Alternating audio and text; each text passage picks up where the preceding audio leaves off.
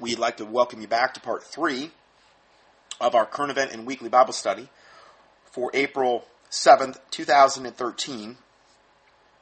We've kind of covered a lot of the current events. Now we're going to get into some options regarding the day and times we're living in. These are some areas I really haven't covered in the past. And again, I'm going to give you kind of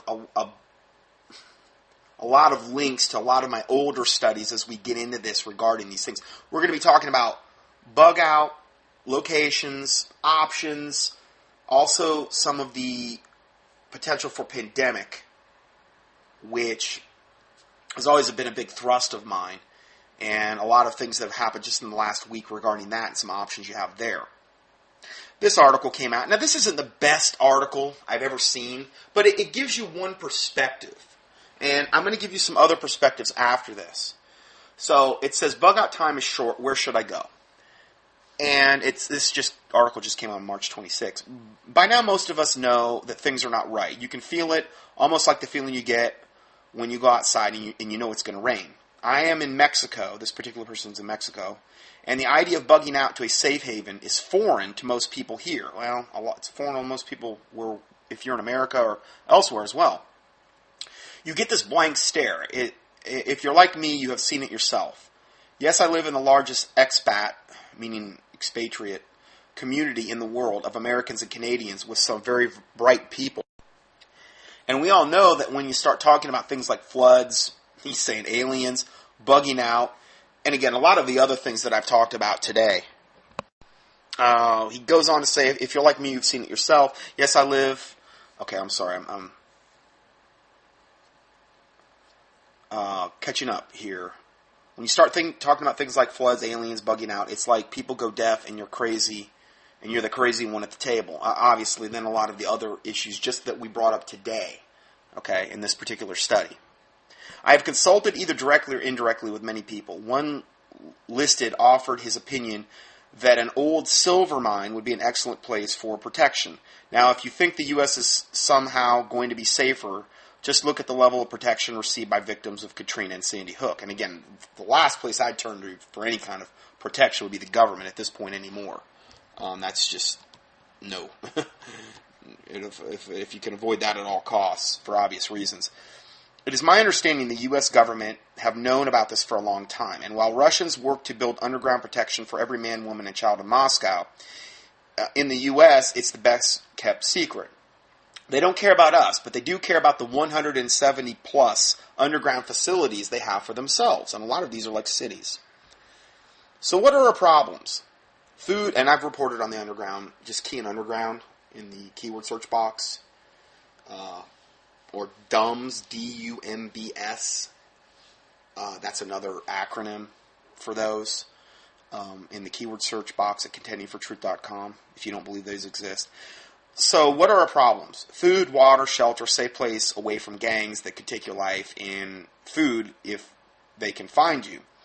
And I've talked about food recently as well, or the gang problem, if you're in any kind of urban environment, how that's going to play out. And that's a pretty horrific scenario as well. So as far as I'm concerned, being familiar with the landscape, actually I'm going to give you a link to that coming up. I'll tell you about that. As far as I am concerned, being familiar with the landscape here in Mexico is a better bet. And now again, I'm not advocating going to Mexico, okay? Because I've done many reports on Mexico and all of the satanic, unbelievably high crime and murder rate they're having down there. Okay, I would imagine, though, if you were in the right area, that would be a different story. But not everybody has that option, from a monetary standpoint, But I wanted to at least read this to you so you kind of have some perspective on this subject. As a result of my conversations, it has come to me that Mexico has some of the best resources one could dream of for these types of situations. For me, my primary concern is cataclysmic weather and the effects of the sun. That's where he's really gearing up on. I would be more tended to gear up toward what the world government is overtly going to try to come in and do, as I've documented in the past. But it might be where it is the cataclysmic weather that is the absolute main, and again, this is a big reason they've built all these underground facilities, the elite. so that they can protect themselves because they know what's coming from a cataclysmic event regarding weather, whether it's earthquakes, tsunamis, hurricanes, you name it, solar things going on. Who knows? Meteors, these types of things. Going further, for me, my primary concern is cataclysmic weather and the effects of the sun. Mexico has over 160,000 abandoned 160,000, that was good. 1,600 abandoned silver mines, some large enough to drive a car into, which are ideal for survival in the case of cataclysmic weather, and are off the beaten path and known by very few. And you could probably potentially pick up one of these things relatively cheaply. I don't know. I am off tomorrow to one of these towns that nobody would look for unless they were lost. Some are referred to as ghost towns. I will check the availability of fresh water, conditions of the mine, and the procedure for getting food in and out. As I was scrolling through the page, I found that a hotel is about $100 a month in US dollars, a month in this area. And that's one of the advantages to a lot of these countries. The dollar, at least for now, in certain situations will go a whole lot farther than it, down there than it would in the U.S. So that by itself opens yourself up to more options. Now again, I'm not necessarily advocating, it's just something to have in your thought process, maybe for future reference. Now, heard this guy interviewed on Alex Jones, and it was Atlas Survival Shelters. I have a friend of mine too in North Carolina, and he's going to be coming out with a line of shelters, but I don't think he has his website up quite yet, and I can't really say anything more about that until he comes out. But these Atlas shelters, they were interviewed on Alex Jones, and I was very impressed on a lot of different levels by this interview. The guy seemed very sharp. He was very, very concerned about the privacy of the people purchasing these shelters from him. That was his... Well, and again, I'll just read you part of what's on their website. Keeping your shelter secret is our number one concern. That should be your number one concern as well, if you're going to consider buying one of these. We do not keep paper trails on any of our customers' locations and only accept wire transfers for payment. See, to me, this guy is sharp. He's in the know, and he knows what's important. Because if you put one of these things in the ground and they know exactly where you're at,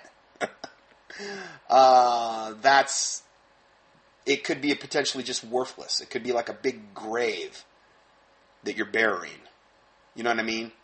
So, privacy in today's day and age, being as private as possible. Why is that? Well, look at all the things they're trying to do to strip away our privacy.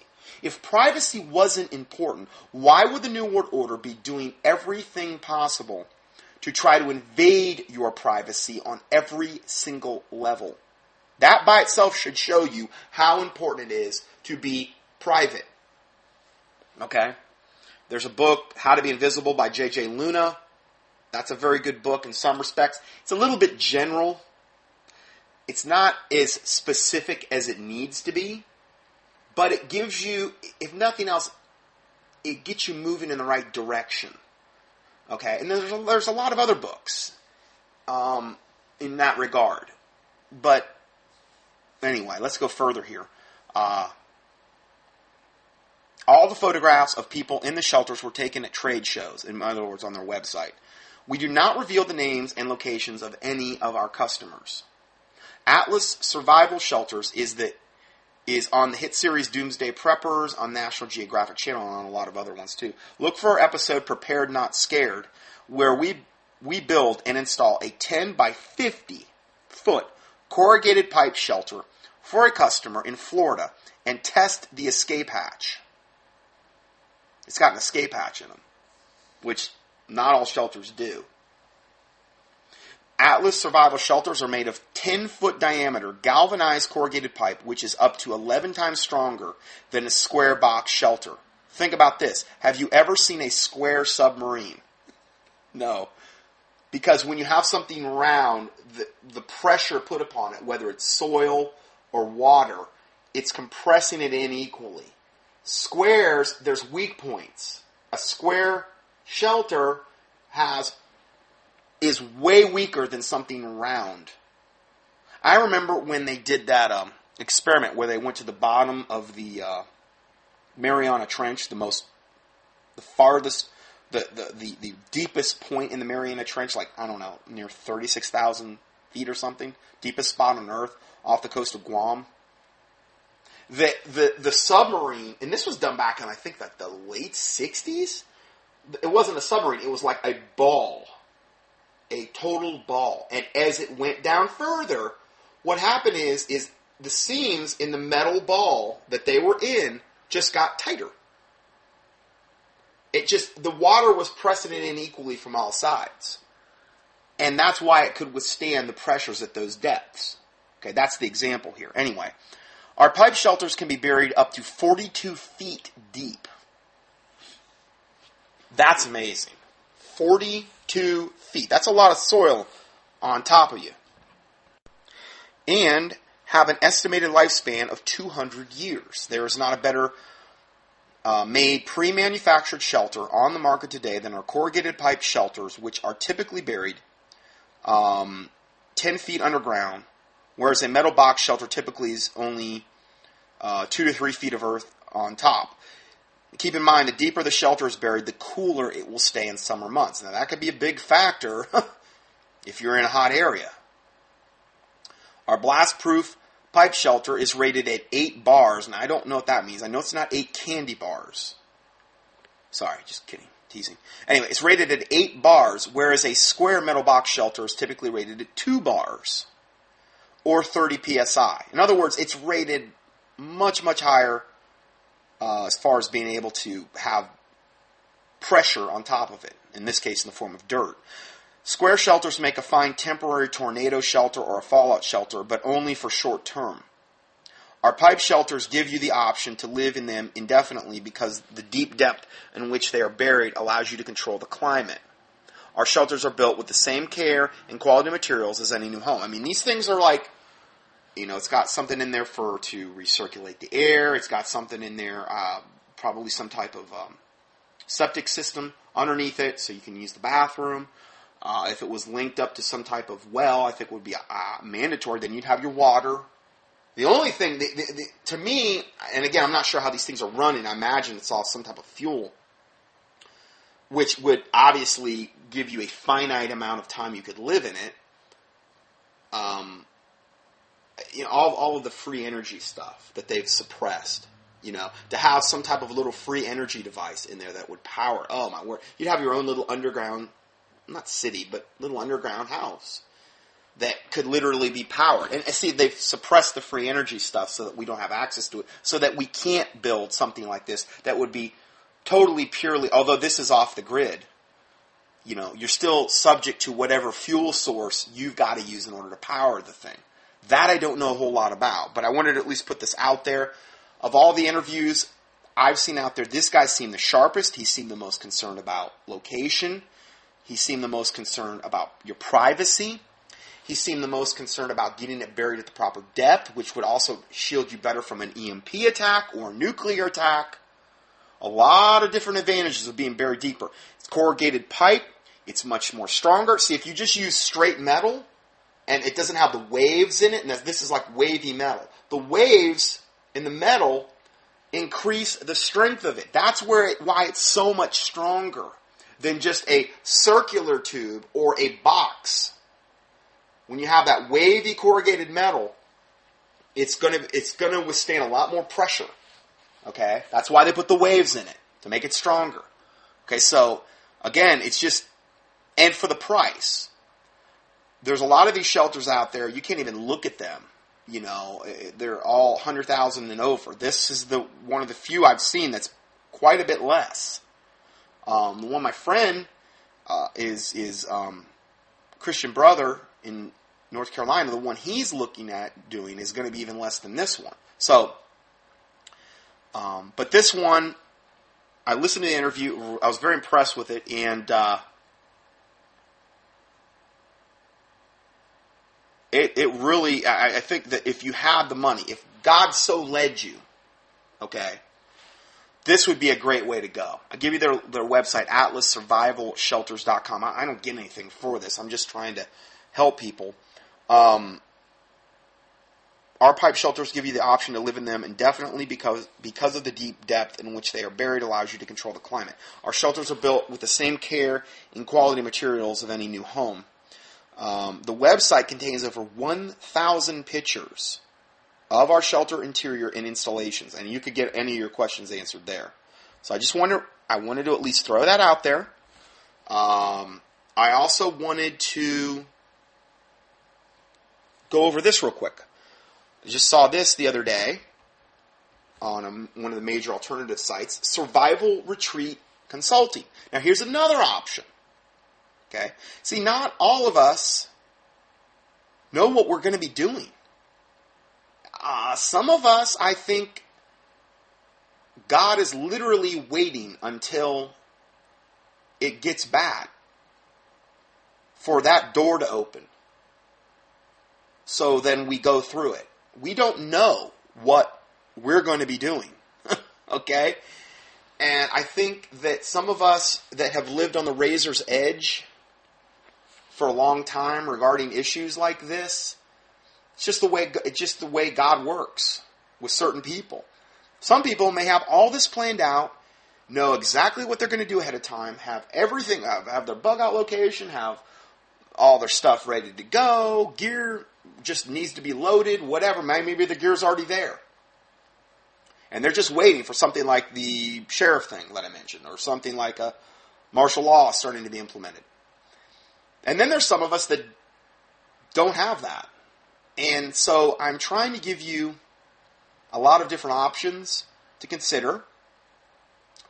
And obviously this isn't exhaustive. I've given you, within the links that I will give you to some of my older teachings, I give you a whole lot more options, okay, that I just don't have time to get into today because I've already covered that ground, and it's just crazy to recover it over and over again. It's just redundant. So this is Survival Retreat Consulting. Bug out, bag packed and ready, check. Pistol and tactical flashlight on your belt, check. Trauma bag and rifle in the trunk, check. Gas tank, always at least half full, check. And then realization that even if you made it out of the city during a cataclysmic scenario, you would have no place to take your family, check. In other words, you don't know where you're going to go. That's why we specialize in survival retreats. Now, this is this particular company. In order to effectively bug out from the urban area during a socio-economic collapse, you need to have a fully self-sustainable survival retreat for off-the-grid living in the American Redoubt. Now, this is some serious money.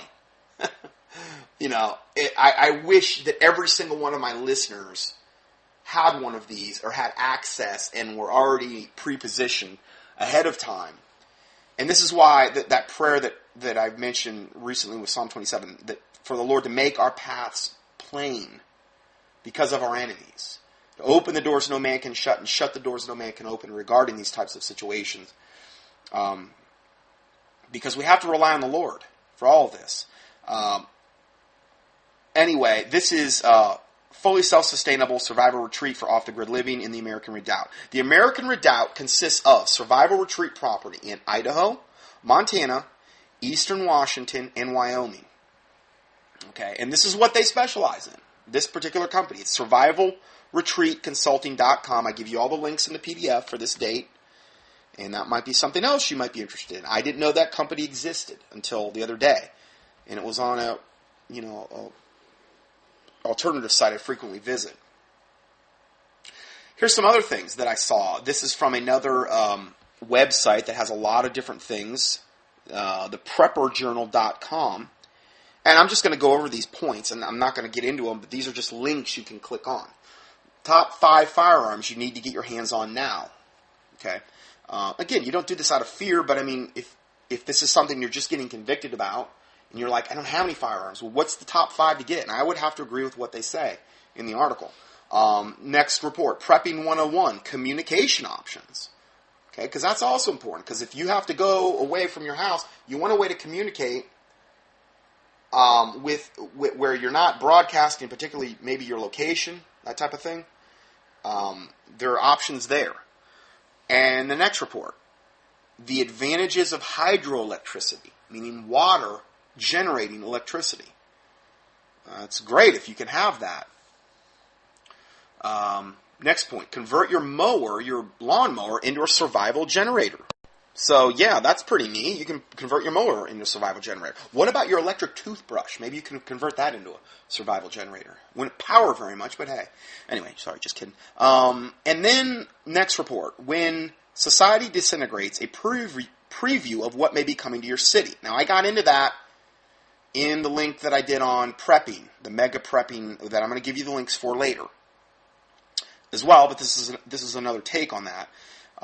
Next link, the many benefits of raising chickens. And next link, the pros and cons of bartering. Next link, how to hide your money, where the bankers won't find it. I wish we weren't in this situation where there were so many things to consider. And I know this can be so incredibly overwhelming. And I'm not, listen, you do what the Lord Jesus Christ convicts you to do. Pray about this stuff, fast about it if you need to. I'm just here to give you options. I'm not here to say you've got to do this or the world's going to stop spinning and you're going to die. I'm not saying that because the Lord Jesus Christ can take care of you, in the wilderness and have the birds come and feed you if it comes down to it.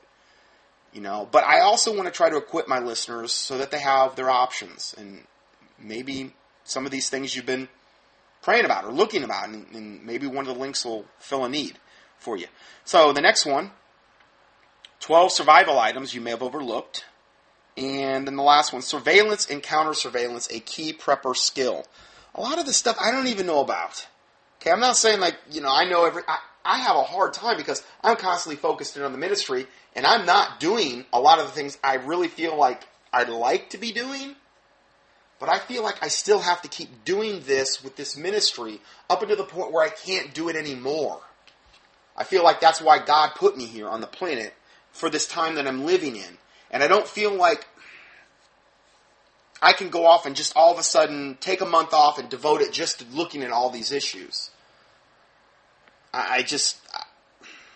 My conscience won't let me do it, essentially. So, a lot of this stuff I would love to get more up to speed on. And I've got a lot of the books, I haven't read them. I've got a lot of the DVDs, I haven't watched them. And so we're all in different stages of things. Now, I give you here the links to my 3-part teaching I did on September 23rd of last year entitled End Time Preparedness Prepper Mega Study. And I give you the PDF link as well. That's going to cover a lot of bases there as well. A lot of the links above will cover a ton more bases. Now, let's go ahead and switch gears again and kind of start to go a little bit more into the health issues.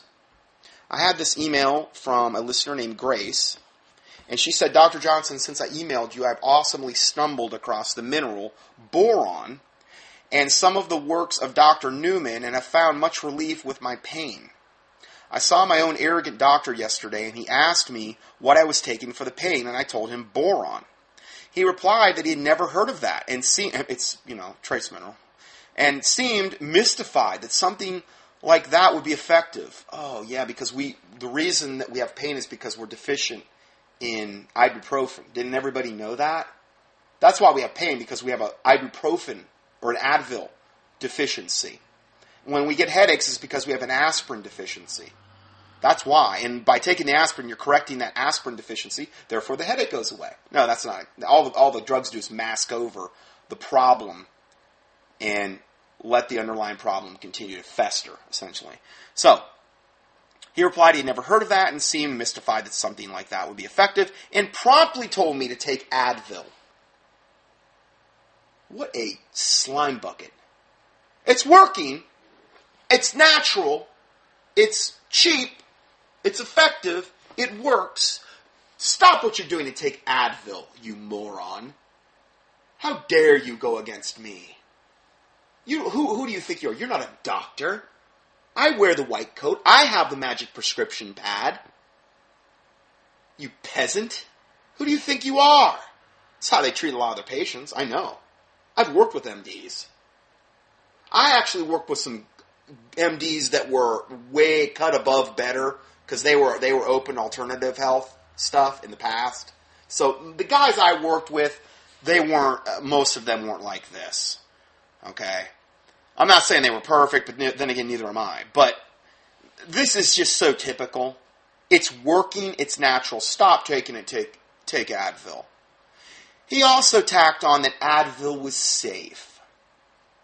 My comment: total satanic ignorance. Pharmakia brainwashing by the MDs. Here's an article. Ibuprofen kills more than pain. So what's the alternative? Take ibuprofen as an example. This petrochemical derivative, it's a derivative of the petrochemical industry, which is definitely a reason why we should be putting it in our bodies, has been linked to significantly increased risk of a heart attack and increased cardiac and all-cause mortality. Hey, where do I sign up? You take it, you get increased risk of heart attack, increased cardiac, and all-cause mortality, especially when combined with aspirin, with over 24 serious side effects, including, here's just 6 of the 24, anemia, DNA damage, that's good, hearing loss, hypertension, influenza mortality, in other words, it lowers your immune system, and miscarriage. Well, that way they can depopulate the earth quicker. All part of the New World Order agenda, to create a dumbed-down, sick, weak, sterilized populace. Objective achieved. Ibuprofen is, in fact, not unique in elevating cardiovascular disease risk and or mortality. The entire category of non-steroidal anti-inflammatory drugs, or NSAIDs, appear to have this unrecognized dark side of the 100 unintended adverse health effects. No, it's not unintended. It's totally intended. But that's what the people writing the article. Of these 100 intended adverse health effects, I'm going to take the out of there because associated with their use, cardiovascular disease and cardiac mortality score highest on the list. So yeah, just be on ibuprofen. You'll live probably 10, 20 years less than you'd normally live, but hey, at least you're pain-free. Going back to this listener's email, I added that part in. Okay, after he said Advil was safe, I had to add that part in. She says, I've been doing a cocktail of boron, vitamin D, magnesium, etc., and would have been in extreme amount of pain without them. It's working for her, man. Now, I will add into this, if you have got joint degeneration or disc degeneration. Now, if you got no cartilage in your knees, this isn't going to really help with that. Because you got bone on bone, you got nothing to regenerate. But it has been proven in double-blind studies that glucosamine sulfate will regenerate knee cartilage. And I know that stuff, chondroitin and glucosamine sulfate, will have a very positive effect on regeneration. And I believe it's very good for discs and very good for... Now, the problem is the glucosamine sulfate they've got out there, most of it is shellfish-derived. There are glucosamine sulfates out there which are non-shellfish derived. And particularly if you're allergic to shellfish, you want to stay away from those. And shellfish aren't the greatest anyway because they're bottom feeders and mercury tends to get into their systems because they feed on all the garbage falling to the bottom of the ocean. So the best would be the non-shellfish derived glucosamine that's available. Chondroitin sulfate and these types of things. Anyway, very, very good at regenerating knee cartilage. Also manganese, the trace mineral manganese, not magnesium, but manganese is very, very good for ligament, tendon, connective tissue strength, and also incredibly important to help hold chiropractic adjustments in place. If you're one of those people that can adjust yourself and you have real sloppy joints and you need manganese. That was the key that I found in chiropractic, that if I put my patients on it, they didn't need to come see me anymore. Usually within 1 to 2 weeks, I didn't see them. I had hundreds of patients I hardly ever saw. Whereas all the other chiropractors are out there saying, well, you need to be seen 3 times a week for the first 4 months, and then 2 times a week for the... Yeah, you know why? Because that's what they're trained in those stinking greed-driven seminars and in the chiropractic colleges that I went through that you need to do. Why? To generate maximum income. And if you're not on manganese, you maybe might need that type of frequency. I don't know. Depends on your injury level. It's all about making money. Bottom line. That's why a big reason I got out of the chiropractic profession. I had hundreds of patients I hardly ever saw. And then I saw this gigantic need here. And where I was at in Florida, I mean, there was like 120 or 30 chiropractors in Lee County alone. Where I was at.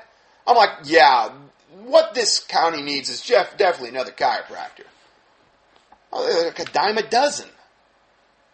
And I thought, isn't this more important, starting a ministry like this? Because there was very few people, and still are very few ministries, trying to have a biblical balance, presenting end-time current events, and trying to give you options, and so that you're not destroyed for lack of knowledge, and options about things you can do. I'm not saying I'm perfect. I'm not saying I'm the only one on the planet. I'm just saying there wasn't very many, and there still aren't. And I really believe a lot of that has to do with these ministries being yoked up with the government and their 501c3 tax exemption, and they're beholden to the government and the IRS, and they're going to just cower. I think there's a spirit that comes over these ministries where they just cower, and they don't get into the issues that, they don't warn the flock. They don't want to have any kind of watchman role. They just want to preach about the love of God and that type of thing. Well, I saw that there was a more tremendous need. And a lot of it, I still do talk about the health stuff. So, anyway, the manganese and the glucosamine, that's another thing. Huge. I take manganese and the glucosamine every day. If I didn't, I would be an absolute total wreck. If I didn't do those things. I couldn't hold my chiropractic adjustments in chiropractic college at all. I could get adjusted 3 times a day and need more. That's why they'll say, oh, well, chiropractic's addictive. Once you go, you got to keep going. If you're low in manganese, yes. And then the glucosamine is another issue. If you've got any kind of degenerative previous injury effects, I would add in the glucosamine as well. Okay? It's huge. Now, this boron, vitamin D, magnesium is a whole other thing. The boron, I've been doing that as well, and I do think it makes a difference. I really do. I think it's very, very beneficial. I take magnesium and D as well, but I think it's very beneficial in this protocol, particularly the boron. Magnesium is also awesome. So, I have kept hope alive that the rheumatoid arthritis could possibly be a deficiency disease, and that the nutritional antidote has not yet been discovered, or that I have not just run across it yet. Like beriberi and vitamin B, scurvy and vitamin C, rickets and vitamin D, meaning these are disease processes that are just vitamin deficiencies. Rickets is totally cured by vitamin D. Scurvy, totally cured by vitamin C. Real vitamin C. Okay, not ascorbic acid, which is what the government says it is. Key in synthetic in the keyword search box at contendingfortruth.com. I believe I've done studies on synthetic versus natural vitamins. Okay, the difference between them, huge difference, real important. In other words, it's like, okay, here's the way God put it on the planet, and here's the way man has adulterated it and said, no, this is what God intended. No, it's not, devil. Just leave what God's done here alone in the form of food. I recommend food state or food type tablet nutritional products. Things that are derived from whole foods. Okay, that's what you want to stick with. Not the synthetic garbage, which are just one notch above a drug and are made in a pharmaceutical setting anyway. Okay, so she goes on to say, it's amazing and horrific to see the devastating effects of deficiencies of such small elements. It's very scary to think I go out of my way to eat healthy, avoid sugar, which I think is a processed form of poison. She's right. And can still suffer things like acne, arthritis, and goodness knows what else because I don't know the soil content of where my food comes from. One of the best things I've seen for acne, just so you know, is choline. I like the combination of choline and AF beta food by standard process. It's an incredible liver, gallbladder detoxification. It will also dissolve it. Choline will specifically defat your liver. Almost everybody walking around that they've done autopsies on recently, particularly in America, has a fatty liver. Okay, a fatty liver is a very inefficient liver on its way to real bad things down the line. Choline defats the liver. It also dissolves any gallstones that you might have. And everybody's got them. I was in dissection for a year in chiropractic college. Every single human cadaver that I went up to, I checked. They had a sack full of gallstones. Every one. These people that donate their body to science, which I don't advise, every one of them had a sack full of gallstones, which also makes things very, from a digestive standpoint, that's where bile's stored, which is what emulsifies fat. And it's a very bad thing to have going on in the initial processes of digestion in the stomach. Very bad. You're just starting off on a horrific foot. And if the gallstones get big enough or infected or whatever, if the gallbladder gets infected, then you're going to have a gallbladderectomy and you're never going to produce bile in enough quantities to digest or emulsify fats ever again. But they'll say, oh, it's this stupid vestigial organ you really don't need, kind of like your tonsils and your appendix, which that's all lies too. Those are very important. God put them there for a reason. But they'll tell you that, because they're the MDs and they know best. Gallbladder is incredibly important. If you've had your gallbladder removed, you should be taking bile salts for the rest of your life. Bile salts. You cannot produce enough bile on command if you eat a fatty meal. If you eat any kind of moderate to heavy fat meal, you should be taking bile salts if you've had your gallbladder removed. Well, why? What does it matter? Because if you don't digest your fats properly, they go rancid in the gut. And you have to have good fats in order to make all your hormones. Cholesterol, the sterol portion of cholesterol, these good fats, like high-density lipids, you have to have the sterol portion of cholesterol in order to make all the hormones in your body. But I thought cholesterol was wicked and evil and comes from the pit of hell. Well, it does. No, just kidding. No, you have to have it to make all your hormones. It's just demonized by the MDs who want to get you on Lipitor and Crestor and all these cholesterol-lowering drugs that totally shut off CoQ10 production, which totally sets you up for heart attacks, shuts down your liver. These are called statin drugs. Lipitor and Crestor are called statin drugs. You know what the word statin means? To stop. You're stopping the production of cholesterol. You're stopping the production of CoQ10, and to a certain extent, you're shutting down the liver. And you become this toxic waste dump. Your liver is one of the chief organs of detoxification of the body. And it's being attacked now more than ever because they're trying to kill us in literally, most likely, thousands of ways. What they're doing in the water, the air, the food, you name it. You need to have a healthy functioning liver. So, I've gotten into a lot of this stuff in the past. Key in maybe liver or detox in the keyword search box at contendingfortruth.com. A lot of that's, I believe, already online. A lot of like the liver detox you can do, where you take choline for like a week or two, and then you do the liver detox. That's the way I advise doing it. It's an ongoing thing, though. I'm doing detox every single day because I know that even if you try to eat organic, you know, there's still the chemtrails you're dealing with, and so many other things. You have to live like the boy in the bubble or whatever to avoid everything, and have all your food like literally grown underground in some type of hydroponic environment where there's no pollution introduced in order to do this. It's impossible. And praying when you have your food, pray over it, because the Bible says that sanctifies your food. I believe there's a literal thing that God can do to protect your food. 1 Timothy 4, verse 2 and 3. Read it. Food sanctified. So I believe that's a whole other thing. I don't think you could say, oh Lord, please bless and sanctify this food to my body, this deep-fried Twinkie. oh yes, it's gonna, or what? You know what I mean? I mean, come on. I mean, I understand that there's times everybody, indulges or whatever, but I mean, okay, it doesn't give you an excuse to eat like garbage all the time either by doing that. So I've done foods on the wisdom of the Levitical dietary guidelines. You can key that in. Blood and meat, that's another big one. You can key that in.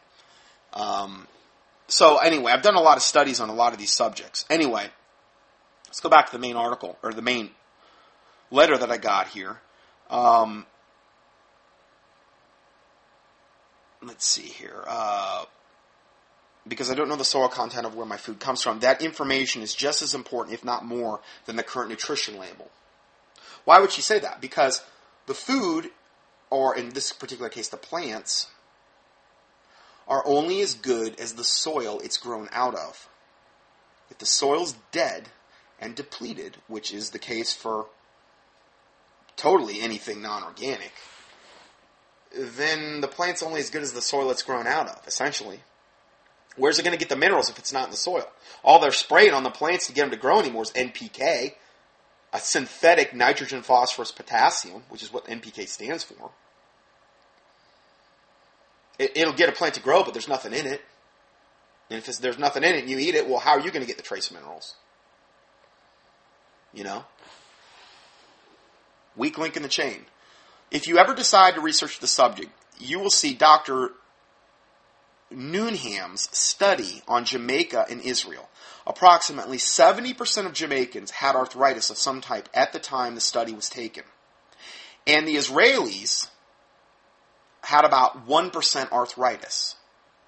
The Jamaican soil was highly deficient in boron, as well as other minerals as well. And the Israeli soil had plenteous amounts of perhaps the world's of boron, perhaps the largest amount in the world. The Israelis had 1% arthritic incidence. The Jamaicans had 70%. And the main difference that they could detect was the boron. There was a high boron content in the soil in Israel and incredibly low content in Jamaica. Wow. That's huge. But don't quote me on the last part. Mr. Newman cured himself in a matter of weeks with one reoccurring bout, a child with juvenile arthritis, and he cured some sheep and also helped humans in various amounts. When I later saw a horse treatment from Pat Colby that stated, quote, at the time, it was not known that a lack of boron as well as an imbalance in the feed was the cause of arthritis, and the cure took several weeks. Now, I don't know if by taking boron you're going to reverse bone spurs. I can't see how it's going to reverse joint degeneration. Like if you had stage 3 disc degeneration with arthritic spurs in the lumbar spine, I can't see how it's going to reverse that. I don't know, though. I've never seen a study on boron with chiropractic, but I know something. It sure can hurt. And if you add in a good glucosamine product, glucosamine chondroitin product with some manganese into that, and like she said, maybe some D3 and magnesium. Innate's got a good one called Bone Response that has a little bit of all this in there. It doesn't have the glucosamine, but it has the magnesium, the boron, the D, and these types of things, some combination products, where maybe you could kill some, where you're not having to take so many products, because I know that's a huge thing for patients I've seen in the past. You start to give above a certain amount of products, and they're like, I don't want to have anything to do with this. Unfortunately, I get people email me, and they'll want to know, well, how do I, and I'm like, I'm really sorry, but it's, here's my protocol. And I'm sorry, I'm not the one that invented the protocol. These are all things that are contributing factors. And it's a lot of stuff, and it's a lot of pills. But if you've got a lot of damage, a lot of times it takes a lot of effort in order to reverse something from a health standpoint. Rome wasn't built in a day. You didn't get that way in a day. It may have taken you 20, 30, 40 years to get in the shape you're in. And so many times people just want to take one pill and have it reverse overnight. A drug can take you out of pain, but it's not going to fix anything. And it's the mindset, unfortunately, a lot of Americans and people elsewhere are in, because we've been brainwashed into that Burger King, I want to have it my way now mentality. Doesn't work that way. The body does not work that way. I'm not saying God couldn't instantly heal you, but that's about as close as you're going to get. And God doesn't typically work that way most of the time. He can, but he doesn't. Okay, because you reap what you sow. And a lot of times, this is why we're destroyed for lack of knowledge. We might have been putting something into our body, like NutraSweet, for a ton of years, which is a total, beyond neurotoxin. Horrific, one of the most horrific things you could possibly put in your body. Well, I thought it was good because it was 0 carb. You're killing yourself with every little blue packet or pink packet or yellow packet, Splenda, saccharin. They're all horrific. They're all part of the New World Order's plan to kill you, to cripple you, to debilitate you, and to take you out, and to make you a weak, sickly soul dependent on Big Brother. All by design. Every bit of it. So, I knew that I was barking up the right tree. No pun intended. Get it, bark tree. Anyway. Because I knew that the horse's nutrition and health are treated way better, and in my opinion, more seriously than humans. And a lot of times they are. We treat our cars better, we treat our animals better a lot of times than we would treat ourselves. Now, my comment. I put some extra material in here you can click on and read at your leisure. Because we all have such leisure time now. I actually have a leisure suit. It's a Polynesian leisure suit. It's a special one, that I like to wear when I go to the country club and hit the links, dogleg right, whole 9 yards. Yeah, I wear my Polynesian leisure suit out and kind of wow the crowds. Just kidding, teasing. I just made that whole thing up. Anyway, so we have the borax conspiracy, Big Pharma's latest ploy to outlaw the borax, or boron. Borax actually is boron. You're going to see. I'm not going to say a whole lot more about it than that. But when you read these articles, they're going to be kind of mind-blowing on the whole boron thing. Next report. What boron can achieve for you? Okay. This is why I'm not just giving you one article where you have to put all your eggs in like one basket about this subject. Next one. The wonder of boron. See, I sit in my bed at night and wonder about the wonder of boron. Just kidding. Anyway, the wonder of boron. And there's a link to that. Now, there's a few different articles here. I highlighted the top one because I think it's the most comprehensive. Kind of gives you what it does for you, the research they've done. And again, it's just one of those things that has been suppressed. Okay, let's go. Now we're going to kind of shift gears again and go into our next subject. Okay, so moving right along. These just came out this week, 4 days ago. Bird flu strain appears to have mutated to infect mammals. In a worrisome sign, a bird flu in China appears to have mutated so that it can spread to other animals, raising the potential for a bigger threat to people. Scientists said Wednesday in the wake of illnesses, the Chinese Center for Disease Control shared the genetic sequence of the H7N9 virus with other scientists to help study how the virus might behave in different animals and situations. One scientist said the sequence raises concerns about the potential global epidemic, but that it's impossible to give precise estimates on how likely that is. So, again, we're seeing now a lot of the stuff with bird flu coming up again. Next report, bird flu, deaths caused scramble to probe virus's source.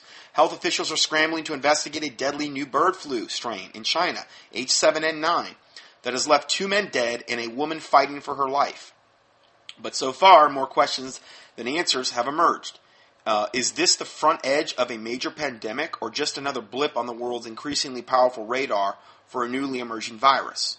One worry is that the H7N9 would become the H5N1. Now, the H5N1 was the strain I talked about in the Prophecy Club tour I did back in 2006. Unfortunately, the video of that's not available on YouTube anymore. Prophecy Club always comes across and gets people, I think, for copyright infringement. Nothing like rationing the bullets, Nothing like rationing the bullets. You can't have any free content out there. You need to pay for it. You know? We would rather you be totally uninformed about this particular life-saving presentation. You either pay for it or totally be uninformed, because that's what's important, that we're getting paid. Anyway, sorry. I don't have my ministry set up that way. I try to give everything away for free. Okay, pretty much, that we can give away. The USB flash drives are done by my listener in Australia, and he's just basically covering costs on a lot of these things, doing this. And I'm not saying that I'm not benefiting from that in any way, shape, or form, okay? But from the standpoint of what you're getting in that, all the studies we've ever done, totally updated on, plus all kind of other bonus material, you know. And essentially, the vast main reason, the whole thrust of that is so that people can have that information in one small flash drive, that if the internet goes down or whatever, and you still have access to your computer, but you may not have access to your internet, you'll still have all those PDFs, all those teachings in one spot. So, again, the track that I have on the website, that I don't benefit from that at all. That's a company doing that. A listener came up with that design, and the company that prints those, I have nothing to do with that at all. So we're just trying to get the word out more than anything. So, going further, one worries that the H7N9 strain could become like the H5N1, which was the one we heard about primarily back in 2006. The most famous of the avian flu strains that emerged in Hong Kong in 1997. That's the H5N1. Now, let's keep moving forward here. Government scientists creating more deadly bird flu virus. Are you prepared if it gets out? For some preppers, a common motivation to become prepared is the risk of a biological outbreak of some disease with a high mortality rate and aggressive transmission vector. They fear, and with good reason, that if a disease gets out into the open, society will quickly fall and the grid will collapse under the weight of so much death and suffering. This is a whole other factor that could just institute martial law and could also come in combination with a lot of the other things I said today, or could be the linchpin for a lot of the other things I said today, like them going after the sheriffs, them declaring martial law, them confiscating firearms, them confiscating your bank accounts. This could be the linchpin for all that happening. So going further here, this fear certainly seems plausible with events over the past decade of aggressive strains of viruses, but so far we have been relatively protected from any major outbreak. Tuesday, in The Independent, we have learned the following. A group of leading scientists has urged President Obama's advisors to investigate the ethical issues raised by a decision to create a highly infectious strain of bird flu virus that could be transmitted easily between people. So again, under this devil's watch, we've got these the decision to create a highly infectious strain of bird flu that could be transmitted easily between people. Now, that when I did the tour, that was the one thing that hadn't occurred. Meaning, easily transmissible, particularly airborne. Like, person sneezes, the other person inhales, whatever, the virus that's airborne, and now they're infected. That had not happened back in 05, 06, even up till now. You had to have physical contact with typically an animal that was infected in order for the human to get infected. And unless the human had physical contact with another human, that they weren't going to transmit the bird flu, okay? Which had over a 60, and still does have over a 60% kill rate. The H5N1. It's virulent, really bad stuff. Well, now in the lab, and we reported on this last year, and I think we're going to talk about a little bit here, they've created it so it's easily transmissible between people. They've already got that strain now. It's just in the lab waiting to be released for the benefit of humanity and the global depopulation agenda. So yeah, it's already been created. The scientists, who include a former UK government chief scientist and a Nobel laureate, said that it is morally and ethically wrong to create a new type of influenza virus in the laboratory that is more lethal and transmissible than what actually exists in nature. And there's a good chance that the H5N1 was created in the lab anyway. They just hadn't tweaked it to the point where it was easily transmissible, human to human, airborne. They also stated the accidental, not to mention purposeful, release of an artificial, laboratory-generated, human-transmissible H5N1 virus into the community has the potential to cause a global pandemic of epic proportions that would dwarf the 1918 Spanish flu pandemic that killed over 50 million people, and that's probably very conservative. 50 million people is probably double or triple that easily. Okay, and that was created. Who are the ones that got infected? The people that got vaccinated. I give you testimony after testimony of people saying people that were hale and hearty one day in the midst of the 1819 Spanish flu epidemic were dead the next from what appeared to be Black Death after they got vaccinated. That was the linchpin, the vaccinations. And it'll be the same thing today. So, this is coming. They're going to play this card at some point, and it's just a matter of time. I am absolutely amazed. I didn't think we were going to get out of 2006 before, but God in His mercy has prevented it. Because I truly believe that if the Illuminati had their way, we would have been all in whatever situation we were in 1984. Just like George Orwell. That was their plan, 1984. Well, God, in His infinite mercy, has allowed us grace and mercy so that we're here we are in 2013, and it still hasn't been implemented yet. But I thought back in 2006, I don't think we're getting out of this year. I did it, I think, in April of 2006. I did that tour. And I was doing that in large part because I felt convicted by the Lord to warn people. Maybe it had something to do with stemming the tide. In some small way, hopefully I was allowed to contribute to that. But I'm not blowing my own horn. I'm just saying the Lord put me in that position where I could do it through Him. And so this is coming again. The Spanish flu of 1819 is coming back. In the form, most likely, I believe it will still be H5N1. And now they've already got the human-to-human transmissible version. There's really not a whole lot more other than the final green light from Satan to do this. Now, Satan has to get permission, I believe, from God to do this. Okay? But we could be very much on the cusp of that. This is important because the high mortality rate of H5N1 virus, the high mortality rate. If infected, the death rate is, they're saying 60. From my research, it was over 60%. So if you get it, it's pretty much a 60% chance you're going to die. Now, again, I think that has everything to do with what you're taking and how your immune system is functioning. But to date, there has been such a low transmission from infected birds to humans, we have been spared a significant outbreak. Not intent to leave well enough alone, scientists from the Erasmus Medical Center in Rotterdam and the University of Wisconsin-Madison succeeded in 2011 of mutating, again I reported on this, mutating the H5N1 avian flu virus so that it could in theory be transmitted through the air between people. See, that's the key, through air between people. This theoretically makes it much easier to contract, more deadly, and much more likely to cause death. Why is this research being allowed? Well, so that they'll have the bug, and that when it gets out by government decree, by government black op, government command, oh wow, it happened, and they broke into our lab facility and stole it, and these terrorists got it.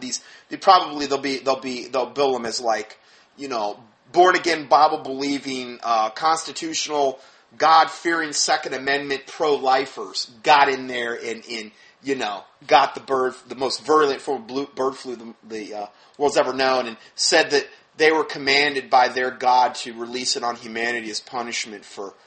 I'm sure that'll probably be the cover story or something, So again, this is what we're dealing with in this age of insanity.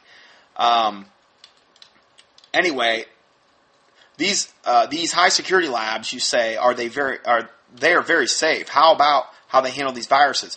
But it was just last week that a bioterror lab in Galveston, Texas, lost 5 small plastic vials of an obscure deadly virus called Goranito. Goranito? Anyway. Yeah, that just happened last week in Galveston, Texas.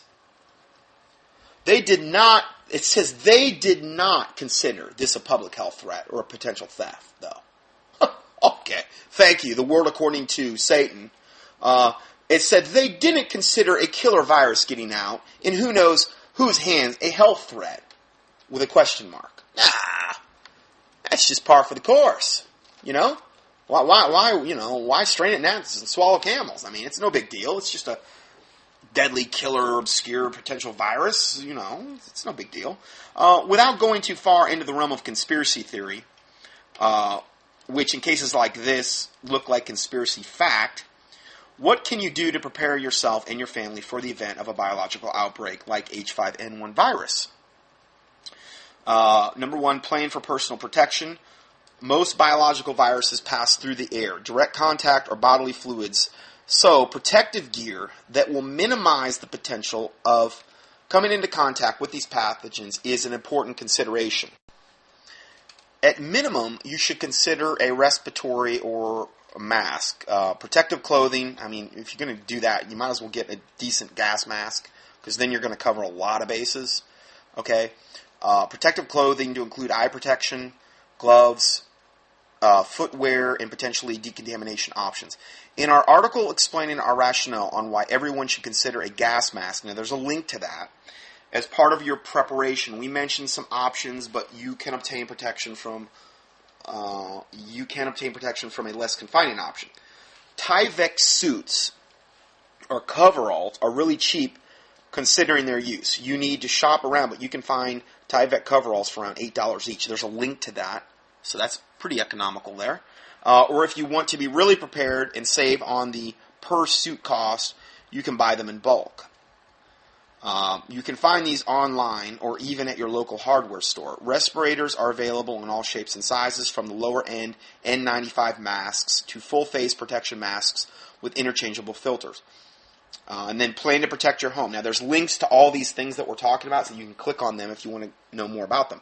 In the event of a biological outbreak, we may be required to stay in our homes or shelter in place. The simple act of removing yourself from contact with society may reduce your risk of exposure to the virus. So planning to stay in your home for an extended period of time should be a consideration. I agree. Some items to consider. Make sure you have an adequate food storage supply to last you through the outbreak.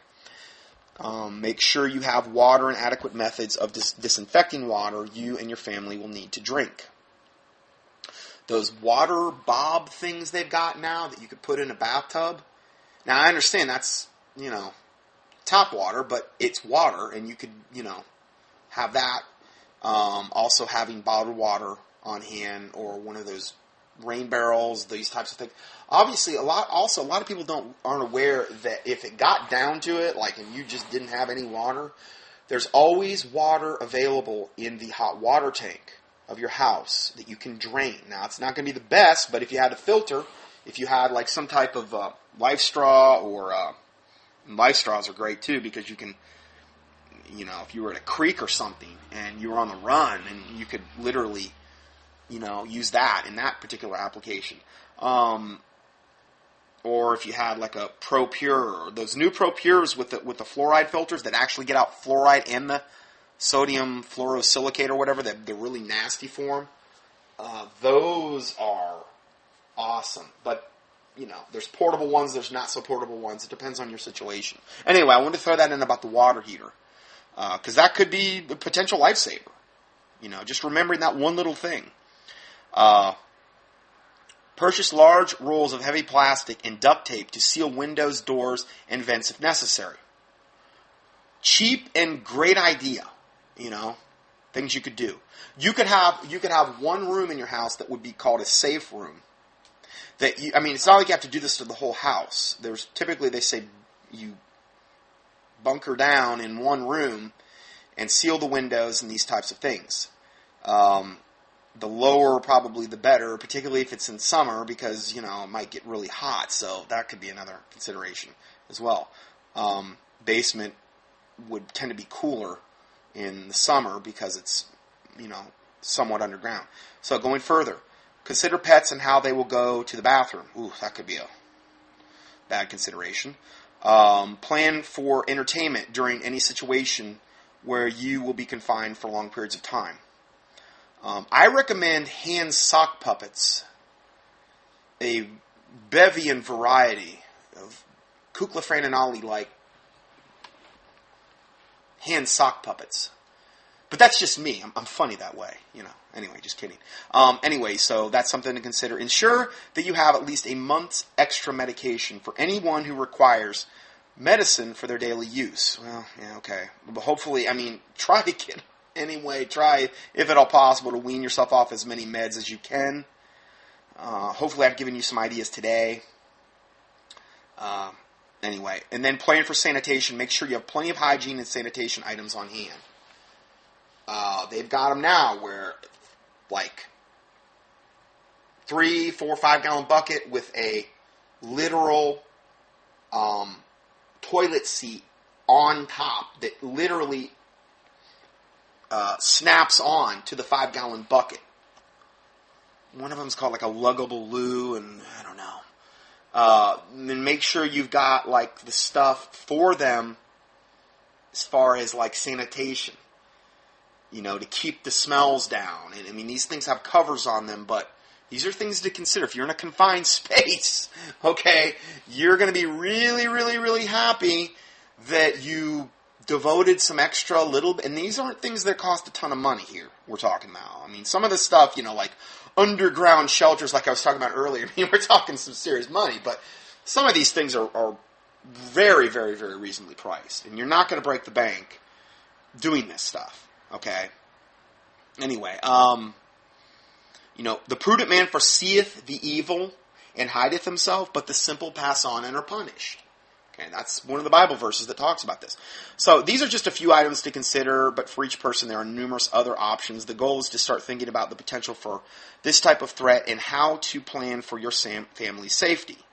It seems obvious that the people we thought were looking out for us simply didn't consider it. Well, they're talking about the government.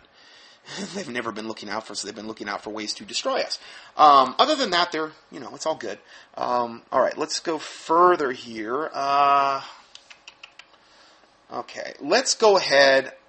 I'm on page 15. I'm going to stop here, shift gears slightly again, and then hopefully do the fourth and final part here. So God bless you, and we'll see you in part 4.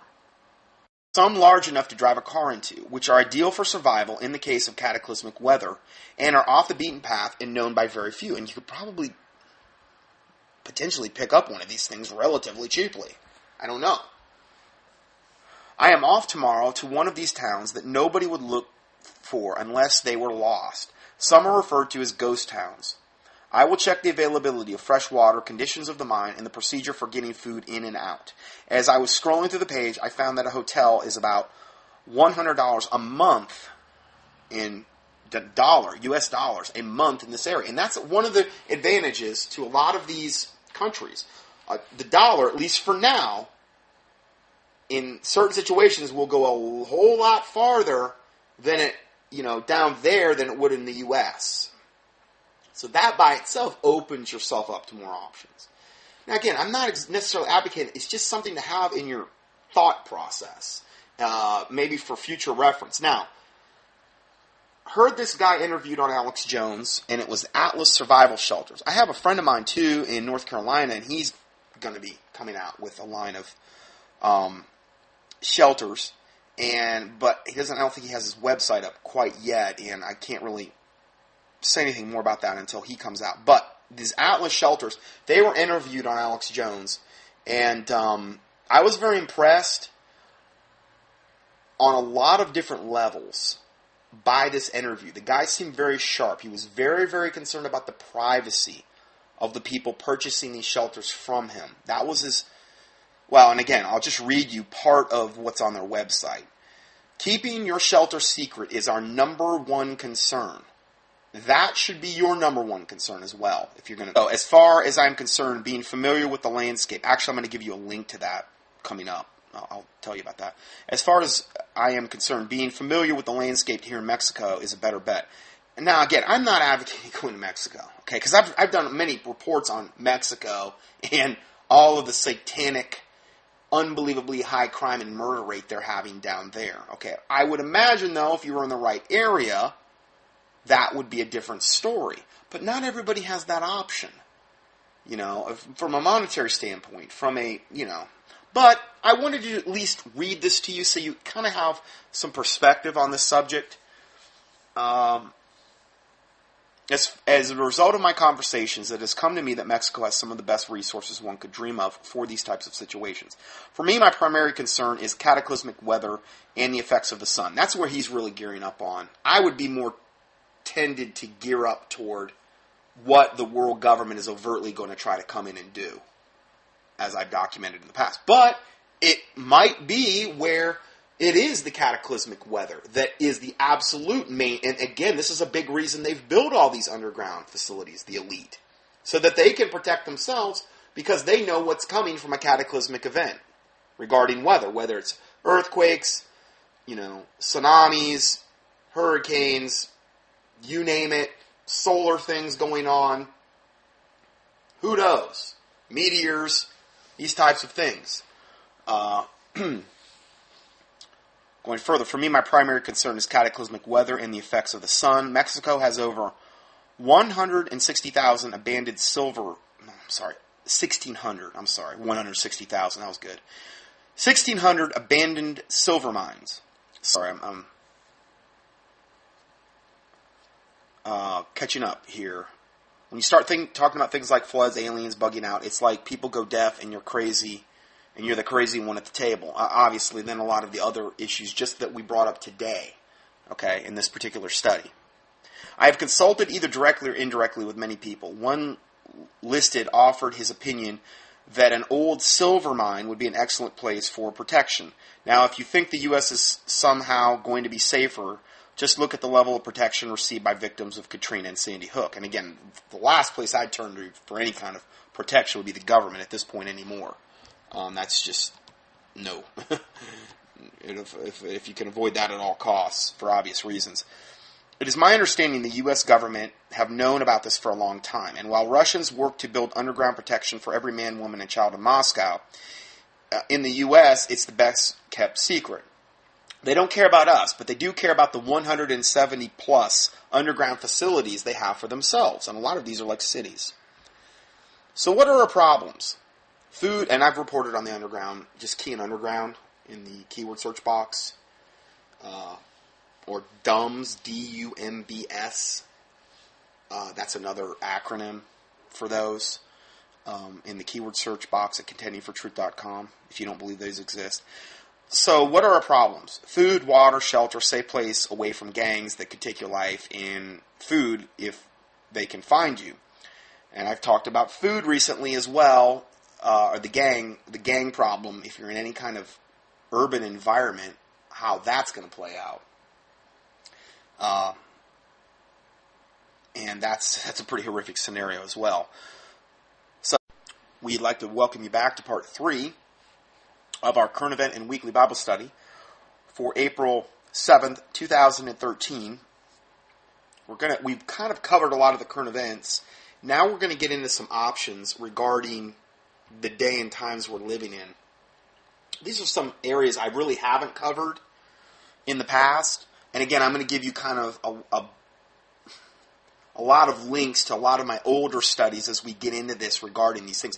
We're going to be talking about bug out, locations, options, also some of the potential for pandemic, which has always been a big thrust of mine, and a lot of things that have happened just in the last week regarding that and some options you have there. This article came out. Now, this isn't the best article I've ever seen, but it gives you one perspective. And I'm going to give you some other perspectives after this. So, it says, bug out time is short. Where should I go? And this article just came out on March 26th. By now, most of us know that things are not right. You can feel it, almost like the feeling you get when you go outside and you know it's going to rain. I am in Mexico. This particular person's in Mexico. And the idea of bugging out to a safe haven is foreign to most people here. Well, it's foreign to most people if you're in America or elsewhere as well. You get this blank stare. If you're like me, you have seen it yourself. Yes, I live in the largest expat, meaning expatriate, community in the world of Americans and Canadians with some very bright people. And we all know that when you start talking about things like floods, he's saying aliens, bugging out, and again, a lot of the other things that I've talked about today. He goes on to say, if you're like me, you've seen it yourself. Yes, I live. Okay, consider buying one of these. We do not keep paper trails on any of our customers' locations and only accept wire transfers for payment. See, to me, this guy is sharp. He's in the know, and he knows what's important. Because if you put one of these things in the ground and they know exactly where you're at, it could be potentially just worthless. It could be like a big grave that you're burying. You know what I mean? So, privacy in today's day and age, being as private as possible. Why is that? Well, look at all the things they're trying to do to strip away our privacy. If privacy wasn't important, why would the New World Order be doing everything possible to try to invade your privacy on every single level? That by itself should show you how important it is to be private. Okay? There's a book, How to Be Invisible by J.J. Luna. That's a very good book in some respects. It's a little bit general. It's not as specific as it needs to be. But it gives you, if nothing else, it gets you moving in the right direction. Okay? And there's a lot of other books in that regard. But anyway, let's go further here. All the photographs of people in the shelters were taken at trade shows, in other words, on their website. We do not reveal the names and locations of any of our customers. Atlas Survival Shelters is on the hit series Doomsday Preppers on National Geographic Channel and on a lot of other ones too. Look for our episode Prepared Not Scared, where we build